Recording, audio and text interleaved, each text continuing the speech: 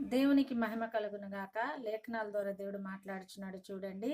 స్త్రీలలో నీవు ఆశీర్వదించబడదు అని చెప్పేసి మరి లేఖనాలు సెలవిస్తున్నాయండి.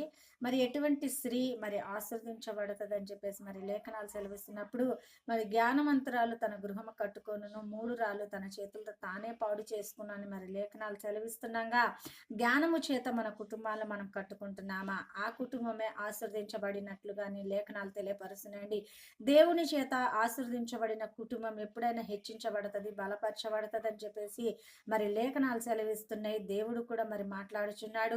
సృష్టిలో దేవుడు స్త్రీలుగా మనల్ని సృజించున్నప్పుడు ఏ కుటుంబం ఆశీర్వదించబడి ఉన్నది, ఏ స్త్రీ మనలో ఆశీర్వదించబడి ఉన్నదని ఒక్కసారి తెలుసుకోవాలండి. నువ్వు నిజంగా ఆశీర్వదించబడి ఉంటే అన్ని విషయంలో కూడా నువ్వు సౌఖ్యముగా ఉంటావు అని చెప్పేసి మరి లేఖనాలు సెలవిస్తున్నాయి. సౌఖ్యముగా నువ్వు ఉన్నప్పుడు నీ కుటుంబం కూడా దీవించబడతది అని చెప్పేసి మరి దేవుడు చెప్చుండగా, నిజంగా మనం ఆశీర్వదించబడిన స్త్రీల వలె ఉంటున్నామా?